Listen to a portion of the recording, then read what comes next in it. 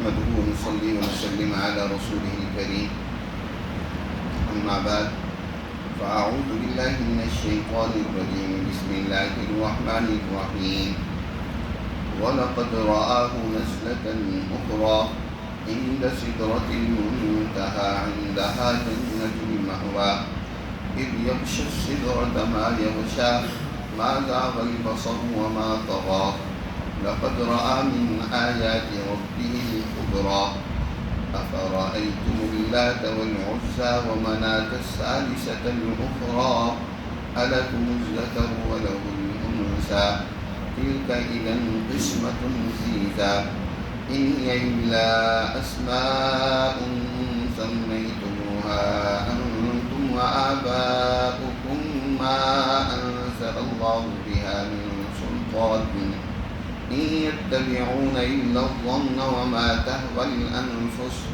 ولقد جاءهم من ربهم الهدى أم للإنسان ما تمنى فلله الآخرة والأولى صدق الله العظيم. یہ سورہ نجم کی آیات ہے. اس سے پہلے درس میں اللہ سبحانہ و تعالیٰ نے اس حقیقت کو واضح کیے ہے. نبی کریم صلی اللہ علیہ وسلم کے پاس آنے والی یہ وحی، یہ قرآن مقدس، یہ اللہ کی وہ سچی تعلیمات ہیں جو ایسے فرشتے نے اللہ کی طرف سے لے آ کر حضور کو عطا کی ہیں، سکھلائی ہیں، جو انتہائی طاقتور علمہ شدید القوا. حضور صلی اللہ علیہ وسلم کو یہ جو تعلیمات سکھانے والا فرشتہ ہے بڑا مضبوط، طاقتور اور قوت والا ہے. جسمانی صلاحیتیں بھی اس کی سب بہت اونچی ہیں، اور اسی طرح عقلی اور دماغی قوتیں بھی بہت اونچی ہیں. اور حضور نبی کریم صلی اللہ علیہ وسلم نے اس کو بہت قریب سے دیکھا ہے. اس فرشتے کو اچھی طرح پہچانتے ہیں. اس کا قرب حضور صلی اللہ علیہ وسلم نے جب اس کو دیکھا اتنا تھا جتنا دو کمانوں کے قوس کے درمیان ہوتا ہے، بلکہ اس سے بھی کم تھا. اور پھر یہی نہیں کہ صرف ایک مرتبہ دیکھا ہے، بلکہ اس فرشتے کو حضور نبی کریم صلی اللہ علیہ وسلم نے ایک دوسری مرتبہ بھی دیکھا تھا. وَلَقَدْ رَآهُ نَزْلَةً أُخْرَى، اور یقیناً واو لام قد یہ سب تاکید کے لیے ہیں، تاکید کے لیے ہیں کہ یقیناً آپ صلی اللہ علیہ وسلم نے اس فرشتے کو نزلة أخرى ایک دوسری مرتبہ اس کو دیکھا ہے. کہاں پر؟ سدرۃ المنتہا کے پاس، عند سدرۃ المنتہا. یہ جبرائیل امین کو دیکھنا سدرۃ المنتہا کے پاس معراج کی رات ہوا، جب نبی کریم صلی اللہ علیہ وسلم اپنے اللہ سبحانہ و تعالیٰ کے حضور تشریف لے گئے تو آسمان، ساتویں آسمان پر ایک درخت ہے جس کو دنیا کے اندر بیری کا جو درخت ہے اس کی مانند اس درخت کو تشبیہ دی گئی اس بیری کے درخت کے ساتھ. ظاہر دنیا کے اس بیری کے درخت کی مانند نہیں ہے، وہ اللہ ہی بہتر جانتا ہے، جس کے پھل حضور نے فرمایا کہ بڑے بڑے حجر کے مٹکوں کے برابر جیسے ہوتے ہیں، اور پتے اس کے ایسے تھے جیسے کہ ہاتھی کے کان. بڑے بڑے پتے اور بڑے بڑے پھل تھے. لیکن اس کو قرآن میں سدرہ کہا ہے. سدرہ عربی میں بیری کو کہتے ہیں. اللہ سبحانہ و تعالیٰ نے دنیا کے اندر اپنی جو تجلیات و انوارات انبیاء علیہ السلام پر اتاری ہیں، تو بعض تجلیات کا مشاہدہ اللہ نے بعض پیغمبروں کو کرایا ہے.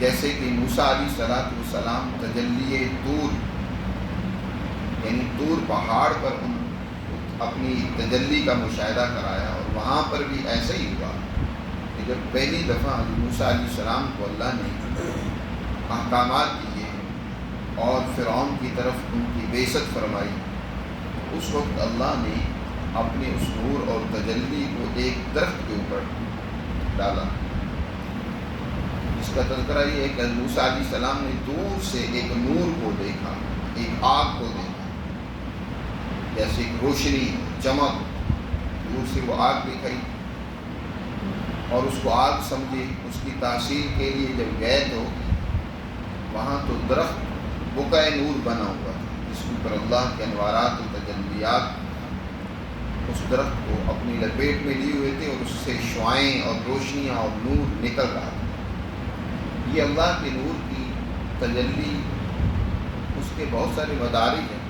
ایک تجلی اعظم، یہ اللہ کا سب سے بڑا نور ہے جو عرش کے اوپر پڑ رہا ہے، جس کو تجلی رحمانی بھی کہا جاتا ہے۔ قرآن نے دوسری جگہ فرمایا الرحمن علی العرش استویٰ، اللہ کی وہ تجلی رحمان عرش کے اوپر چھائی ہوئی ہے۔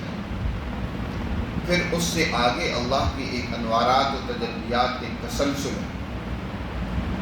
اسی طرح کی ایک بہت بڑی تجلی، وہ تجلی اعظم ہی ہوگی کہ جس نے یہاں بھی ایک درخت کو اپنی لپیٹ میں لیا ہوا، اور وہ درخت بقعہ نور بنا ہوا۔ خود قرآن نے اس کا یہاں ذکر کیا کہ یہ سدرۃ المنتہا کے پاس جبرائیل امین کو حضور صلی اللہ علیہ وسلم نے دیکھا، اور یہی وہ مقام ہے کہ جہاں جنت المأوا بھی ہے، انتہا جنت المأوا، مأوا جو کسی کی منزل ہو، ٹھکانہ ہو، جبرائیل امین کی بھی منزل یہی ہے۔ اور مأوا ایمان والوں کے لیے جو ان کی ارواح کا، ان کے اصل منزل اور مقام کی منتہا ہے، وہ بھی جنت المأوا ہے۔ متقین، اولو العزم لوگ، شہداء لوگ، اونچے درجے کے لوگ جب وہ دنیا سے چلے جاتے ہیں، حضرت الامام شاہ ولی اللہ رحمۃ اللہ علیہ فرماتے ہیں کہ اللہ نے ایک مقدس پارلیمنٹ بنا رکھی ہے، جس کی نگرانی وہ براہ راست اللہ خود کرتا ہے، اور ان کے ذمہ اس کائنات کا نظم و نسق اللہ نے ان کے سپرد کر رکھا ہے۔ اس کو حضیرۃ القدس کہا جاتا ہے۔ اس مقدس پارلیمنٹ کا نام ہے حضیرۃ القدس۔ وہاں پر اونچے درجے کے ملائکہ اور فرشتے، اور اسی طرح اونچے درجے کے اولو العزم انبیاء اور متقین لوگ وہاں ہوتے ہیں، جو اس دنیا سے گزر جانے کے بعد وہاں تشریف لے جاتے ہیں، اور اس کائنات کے بارے میں اللہ کے احکامات کی تنفیذ کے حوالے سے غور و فکر کرتے رہتے ہیں۔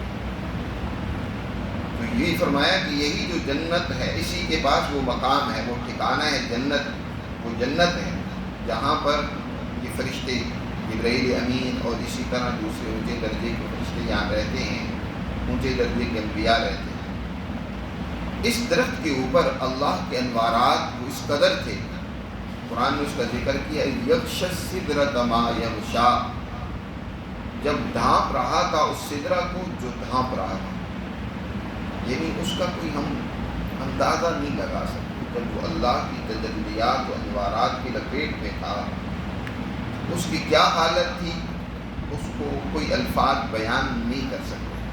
بس اس پر چھا رہا تھا جو چھا رہا تھا، ہر طرف اللہ کی نور کی شعائیں اور لپٹیں وہاں سے نکل رہی تھیں،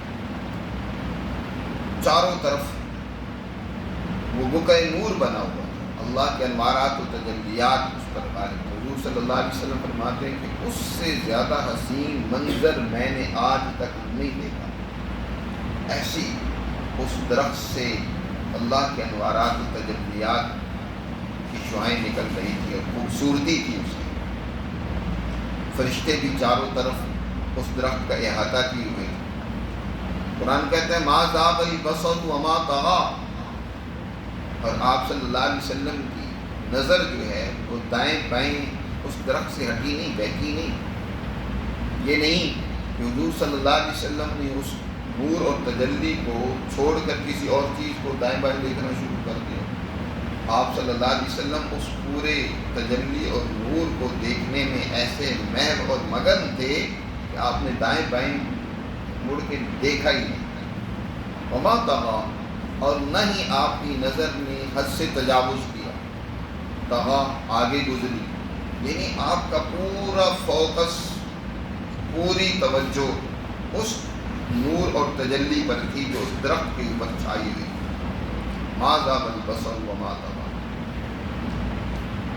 لقد رأى، یہ تو اللہ کے انوارات و تجلیات کو دیکھا.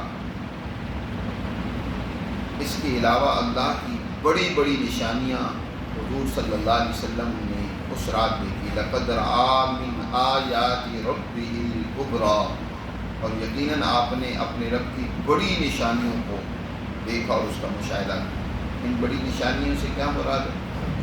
اس معراج کی رات حضور صلی اللہ علیہ وسلم کو اللہ نے بے شمار اپنی نشانیاں قدرت کی دکھلائیں، جن میں انبیاء علیہ الصلاۃ والسلام کو مسجد اقصیٰ میں جمع کرنا اور ان کی امامت کرانا، پھر اسی طرح آسمانوں پر تشریف لے جانا اور وہاں مختلف انبیاء سے ملاقات کا ہونا، فرشتوں سے ملاقات کا ہونا، جنت کا دیکھنا، جہنم کا دیکھنا، اسی طرح عالم برزخ کے احوال و واقعات کا مشاہدہ کرنا.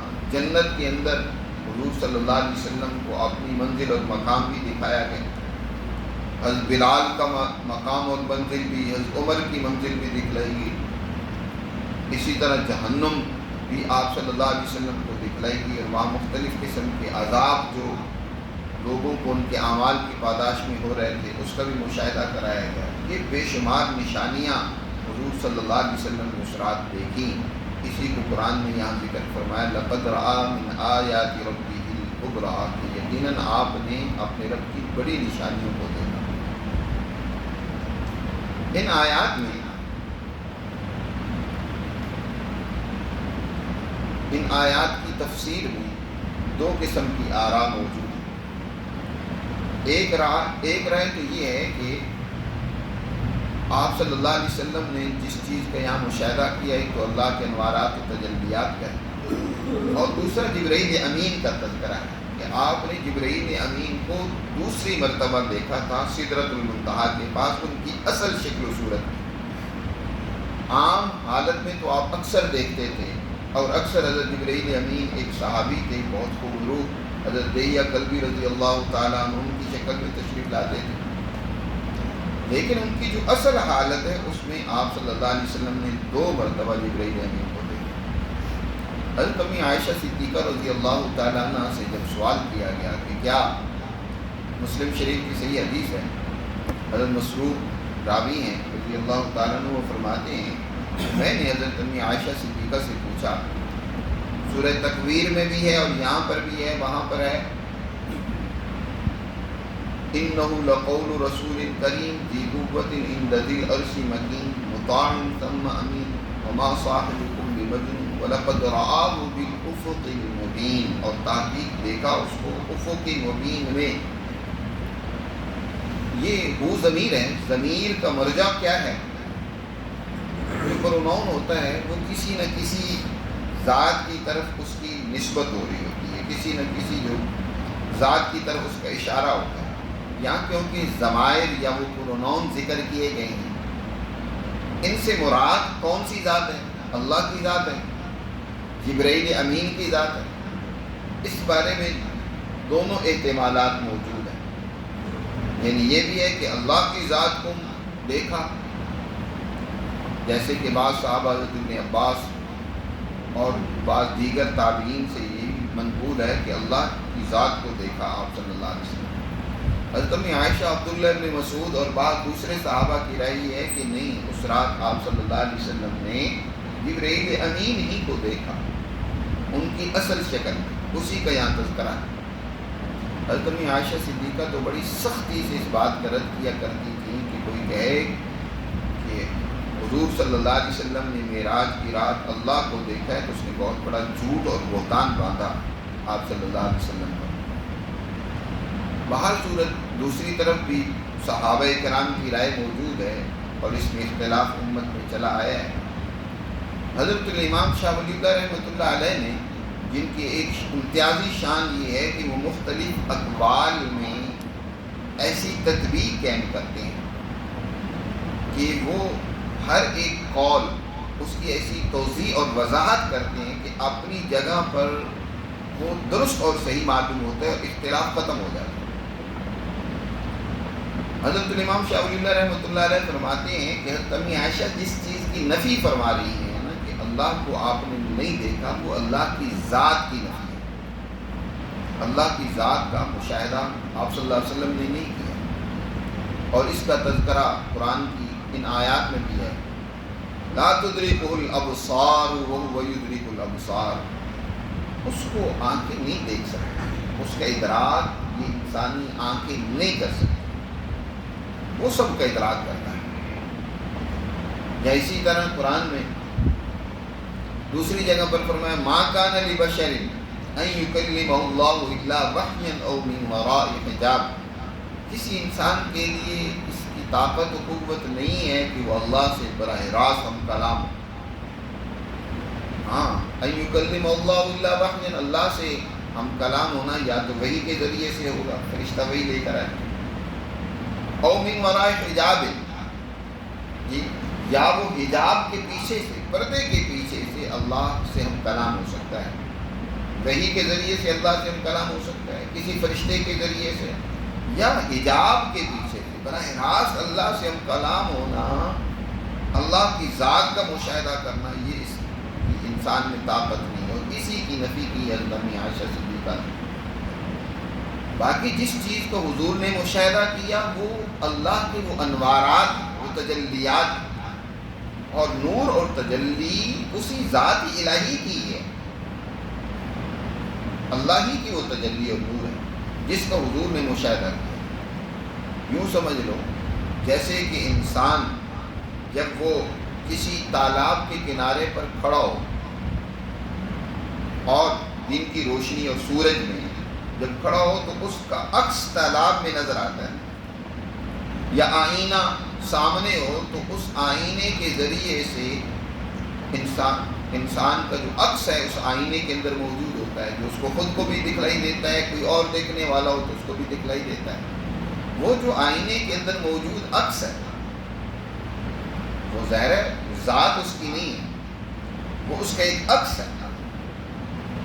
اسی طرح ذات باری تعالیٰ تو وراء الورا ہے، وہ انسانی پہنچ رسائی سے بہت اونچی ذات ہے، وہ لطیف بذات الصدور ہے، اس کا ادراک تو انسانی بساط میں نہیں، آخرت میں اللہ جب چاہے گا شاید کسی کو اللہ اپنی ذات تک رسائی دے گا، وہ بھی اونچے درجے کے لوگوں کو۔ زیادہ تر جو رسائی ہوگی وہ اللہ کی ان انوارات اور تجلیات تک جو اس ذات سے پھوٹ رہی ہیں، اس ذات کا وہ جو عکس ہے، جو اس کا وہ نور ہے، جو اس کے وجود باری تعالیٰ سے پھوٹ رہا ہوگا، وہ بھی ظاہر ہے اس ذات ہی کا وہ عکس ہوگا، اسی کا وہ نور ہوگا، اسی کی وہ تجلی ہوگی۔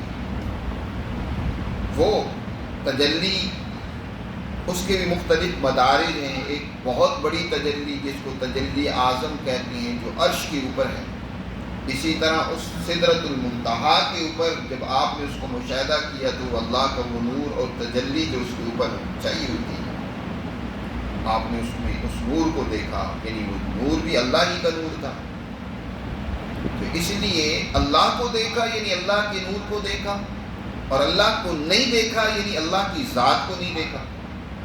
ان میں دونوں میں کوئی تعارض اور تضاد نہیں ہے، اللہ کو دیکھا بھی ہے، اللہ کے نور کو تجلی کو دیکھا، اور اللہ کو نہیں دیکھا یعنی اس کی ذات کو نہیں دیکھا۔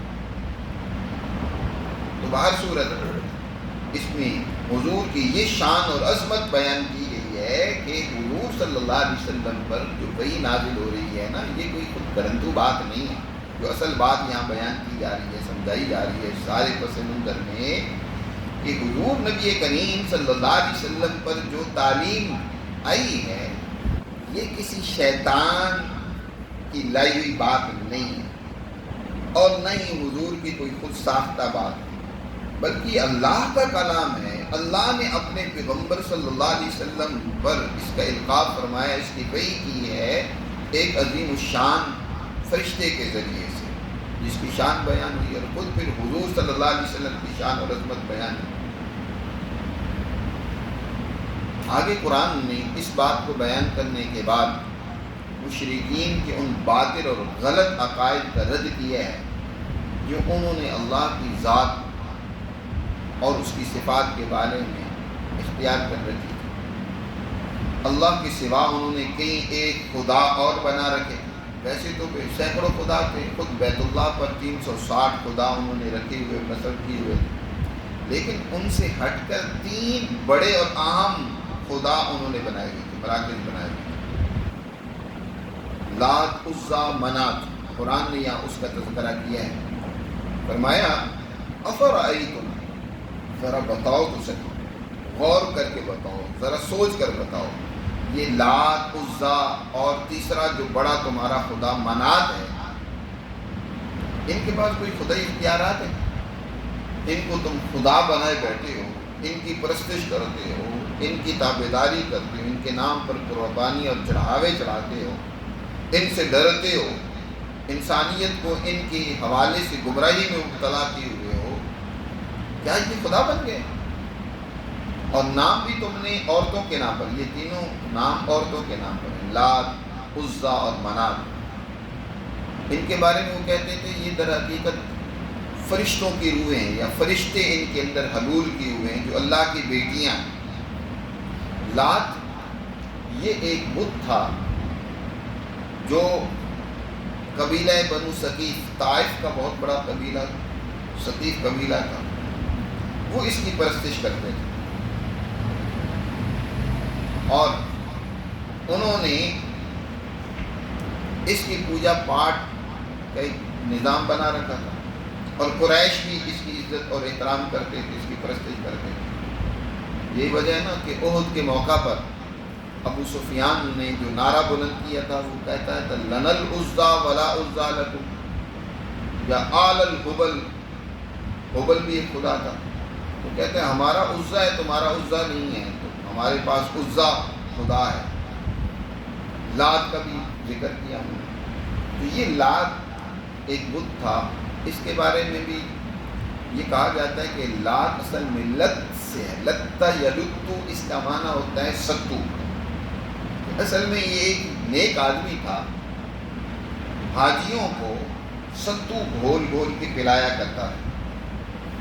لت عربی میں ستو، اس میں گڑ ملا کر لوگوں کو پلانا، اس کے لیے بولا جاتا ہے. تو یہ یہاں طائف کے قریب ایک پہاڑ پر جس نے اپنا مسکن بنا رکھا تھا، جب اس کا انتقال ہو گیا تو لوگوں کے دلوں میں اس کی احترام اور عزت موجود تھی. بعد میں رفتہ رفتہ لوگوں نے اسی کا ایک نام کا ایک بت بنا کر اس کی پوجا پاٹ شروع کری. اسی طرح عزا جو ہے یہ وادی نخلا، سو کے آغاز کے قریب وادی نخلا ہے، وہاں پر یہ بت نصب تھا.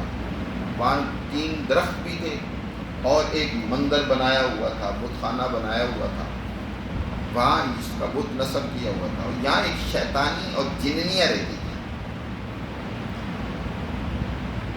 اس کی قریش بھی اس کی عزت کرتے تھے، اس کے نام پہ قربانی دیتے تھے. اس طرح مختلف اور قبائل کا یہ بت تھا. جب نبی کریم صلی اللہ علیہ وسلم نے مکہ کو فتح کیا نا، تو حضور صلی اللہ علیہ وسلم نے مختلف بتوں کی طرف، ان کو توڑنے کی طرف آپ نے چھوٹے چھوٹے لشکر بھیجے.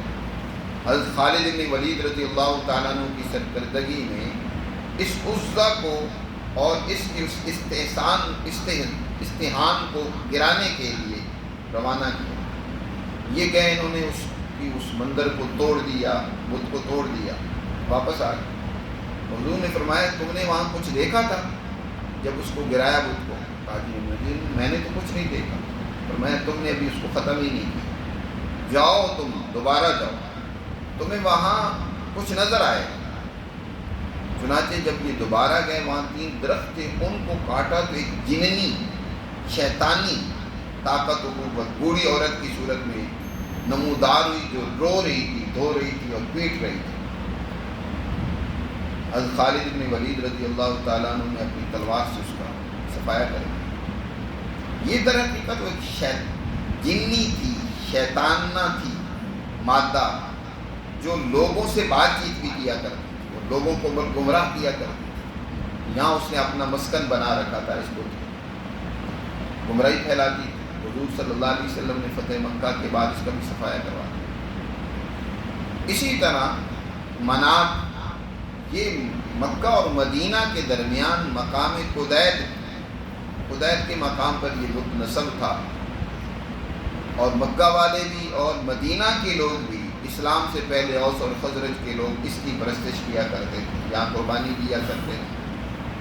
اور پھر ان کے نام پر انہوں نے بیت اللہ میں بھی بت نصب کیے ہوئے تھے، لات، عزیٰ، منات نام رکھے ہوئے تھے مختلف، انہوں نے ان کے نام پر اصل بڑے 3 بت یہ تھے۔ قرآن نے اسی کا یہاں تذکرہ کیا، فرمایا کہ ذرا غور کر کے تو بتاؤ کہ یہ لات، عزیٰ، منات تم نے نام بھی جو ہیں عورتوں کے نام پر رکھے ہوئے ہیں، اور تم کہتے ہو کہ یہ اللہ کی بیٹیاں ہیں، ان میں فرشتے، یہ فرشتوں کی روحیں ہیں، اور فرشتے اللہ کی بیٹیاں ہیں، خدائی اختیارات ان کے پاس ہیں۔ ذرا خود سوچ کر بتاؤ، عجیب بات ہے، تمہارے ہاں تو بیٹی کی ولادت بڑی مایوس سمجھی جاتی ہے، تم تو بیٹی کو ناپسند کرتے ہو، اور اللہ کے لیے تم نے تجویز کی تو وہ بھی بیٹیاں۔ الکم الذکر ولہ الانثیٰ، کیا تمہارے لیے لڑکے ہیں اور اس اللہ کے لیے لڑکیاں ہوں گی؟ چلو تقسیم ہی کرنی تھی، ذرا کچھ انصاف کی۔ جو خود چیز پسند نہیں ہے وہ تم اللہ کے لیے پسند کر رہے ہو۔ اللہ کے یہاں تو نہ لڑکا ہے نہ لڑکی ہے، کچھ بھی نہیں، لم یلد ولم یولد ہے، تو اللہ الصمد ہے۔ لیکن اس طرح کی ڈھونڈی تقسیم، ظلم و ناانصافی کی تقسیم، یہ تمہاری اسی طغیان پر، بے راہ روی پر دلیل ہے۔ تلک اذن قسمت ضیزیٰ، یہ جو تقسیم ہے یہ بہت بے اعتدالی اور ناانصافی کی تقسیم ہے، بولی تقسیم۔ انہی الا اسماء سمیتموہا، نہیں ہے یہ مگر یہ نام ہیں چند جو تم نے اور تمہارے آباء و اجداد نے خود بنا لیے، رکھ لیے ہیں۔ سمیتموہا انتم وآباؤکم ما انزل اللہ بہا من سلطان، اللہ نے ان کی الوہیت کی، اللہ کے شریک ہونے کی کوئی دلیل تمہارے پاس آج تک نہیں اتاری، کوئی تمہارے پاس اس کے لیے کوئی ثبوت ہو، دلیل ہو کہ واقعی یہ اللہ کے بڑے ہیں، قریب ہیں اور اللہ کی سفارشی ہیں، اللہ کے حضور تمہارے کام آنے والے ہیں، تمہیں اولاد دینے والے ہیں، تمہاری مشکلات دور کرنے والے ہیں، کوئی اس کی دلیل ہے تو وہ پیش کرو۔ ان یتبعون الا الظن وما تهوى الانفس، یہ لوگ نہیں پیروی کر رہے مگر ظن کے پیچھے چل رہے ہیں، محض گمان کی، کوئی حقیقت کی بات نہیں ہے، وہ ایک تخیلاتی باتیں، گڑنتو باتیں، گمانات ہیں، بلکہ فرمایا وما تهوى الانفس، اور اس کے پیچھے چل رہی ہیں جو انسانی نفس اور خواہشات ہیں۔ ظن تو پھر بھی کسی درجے میں اس میں علم کا کوئی نہ کوئی درجہ ہوتا ہے، ایک ہے نا یقین کا درجہ، یقین اور جھوٹ کے درمیان، سمجھے نا کہ کچھ درجہ بندی کی جائے، اگر تو اس علم کا درجہ نصف ہو اور یا نصف سے اوپر ہو تو اس کو ظن غالب کہتے ہیں، اور اگر نصف سے یعنی 50 ڈگری سے کم ہو تو پھر وہ ظن ناقص ہوتا ہے۔ اور ایک یہ ہے کہ کوئی بھی ڈگری درمیان میں ہے ہی نہیں علم کی، محض خواہشات ہیں، علم شلم نام کی کوئی چیز نہیں، اس کو تحول انفس کہتے ہیں، محض خواہشات، تخیلاتی باتیں، تصوراتی باتیں، علم کا اس کے ساتھ کوئی تعلق نہیں۔ تو فرمایا تم محض تخیلات کے پیچھے دوڑ رہے ہو، جنون و وہام کے پیچھے چل رہے ہو، کوئی علم اور حقیقت کی بات نہیں ہے۔ علم اور حقیقت کی بات تو تمہارے پاس آ چکی ہے اس نبی کریم صلی اللہ علیہ وسلم کے ذریعے سے، جس کی تم اتباع اور پیروی نہیں کرنا چاہتے۔ وَلَقَدْ جَاءَهُم مِّن رَّبِّهِمُ الْهُدَىٰ، اور یقیناً آ چکا ہے ان کے پاس ان کے رب کی طرف سے الہدا، ہدایت اور رہنمائی دینے والی وہ تعلیم، وہ پیغمبر جو انہیں رہنمائی دے رہا ہے، ان کو سیدھا اور درست راستہ بتا رہا ہے، خود حضور اور حضور پر آنے والی تعلیم، یہ وہ حقیقت پر مبنی تعلیم ہے، اس کی پیروی نہیں کر رہے، اس کی مخالفت کر رہے ہیں، اللہ کے پیغمبر کی بھی مخالفت اور اللہ کی قرآن کی تعلیم، یہ جو قرآن کی تعلیم ہے اس کی بھی مخالفت۔ اس کو کبھی کہنا کہ یہ گرنتو بات ہے، کبھی اور اس کے بارے میں باتیں کرنا۔ ام للانسانی ما تمنا فللہ الآخرۃ والأولى، اللہ تعالیٰ شرمت ہے کیا ہے کافر انسان، اے ظالم انسان، تو یہ سمجھتا ہے کہ جو تو تمنا کرے گا، جو تیری خواہشات ہوگی، جو تیری آرزو ہوں گی، بس آرزو کے مطابق فیصلے ہوں گے۔ آج پاکستانی بھی نا بڑی آرزویں اپنے اندر رکھتے ہیں، خواہشات بڑی ہیں۔ اس پاکستان میں جو ہے اسلام کا نظام آ جائے، اسلام کے مطابق عدالتیں کام کریں، اسلام کے مطابق سارا معاشی سسٹم ہو، سیاسی نظام ہو، لیکن اسلام کے جو بنیادی اصول ہیں، تعلیمات ہیں، نہ ان کے سیکھنے، سمجھنے، سمجھانے کا کوئی نظام ہے، اور ان پر عمل کرنے کرانے کے لیے جو تربیت یافتہ کوئی ٹیم اور جماعت ہونی چاہیے جن کے ذریعے اس ملک کا نظم و نسق قائم کیا جائے، وہ ہے وہ لوگ جن کو دین اسلام سے کوئی سروکار نہیں ہے، جو دین سے بیزار ہیں، خواہش پرست لوگ ہیں۔ ہم چاہتے ہیں شاید وہی اسلام لے کر آئیں گے، ان کے ذریعے سے دنیا میں کیا ہے، ریاست مدینہ قائم ہو جائے گی، دنیا میں اور سود کا نظام ختم ہو جائے گا، اور یہ عدل و انصاف کا نظام قائم ہو جائے گا۔ یہ خواہشات تو ہیں۔ یہ پاکستان اسلام کا قلعہ ہے، یہ پاکستان جو ہے اسلام کے نام پر بنا ہے، یا اسلام کا بول بالا ہوگا، یہ خواہشات تو ہیں، حقیقت کے ساتھ ان کا کوئی تعلق نہیں۔ تو قرآن کہہ رہا ہے اسی طرح جو تم تمنا کرو گے، خواہش کرو گے، اللہ وہی فیصلہ کر دے گا۔ یہ تمہاری خواہشات تو ہیں، اور یاد رکھو خواہشات پر اللہ کے فیصلے نہیں ہوتے۔ کیا تم نے سمجھ رکھا ہے کہ ام للانسان ما تمنا، جو وہ تمنا اور آرزو کرے گا اللہ اس کے مطابق فیصلہ کر دے گا، اس کے مطابق نہ اس کا عمل و کردار ہو، نہ اس کے مطابق اس کی سوچ اور فکر ہو، نہ اس کے مطابق اس کی کوئی جد و جہد ہو، اور وہ ایک تمنا کیے بیٹھے رہے، آرزو کیے بیٹھے رہے۔ یا جیسے بہت سارے لوگ ہیں نا، وہ خواہش کیے ہوتے ہیں کہ کل ہم بخشے جائیں گے، کام اور عمل کوئی کرنا نہیں ہے، محض خواہشات اور خیالات ذہن میں بٹھا رکھے ہیں۔ تو کیا تمہاری خواہشات پر اللہ فیصلہ کرے گا؟ نہیں، یاد رکھو فَلِلَّهِ الْآخِرَةُ وَالْأُولَى، آخرت اور اولا یعنی دنیا کی اور آخرت کی کامیابی تو اللہ ہی کے بتائے ہوئے اصولوں پر ملے گی، اللہ کے بتائے ہوئے طریقے پر ہے، اس پر چلو گے تو پھر دنیا میں بھی کامیابی اور آخرت میں بھی کامیابی ہے، ورنہ محض خواہشات اور خواہشات پر اللہ نے کبھی بھی فیصلے مرتب نہیں کیے، نہ اللہ کا یہ قانون ہے۔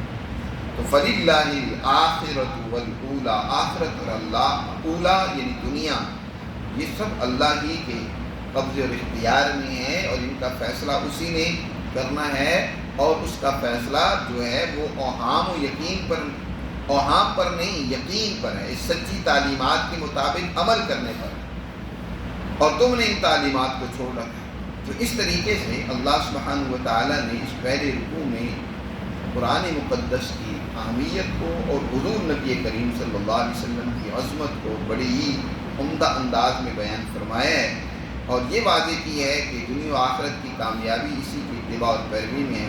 اللہ ہمیں سمجھ نصیب فرمائے اور اپنے احکامات کو سمجھ کر اس پر عمل کی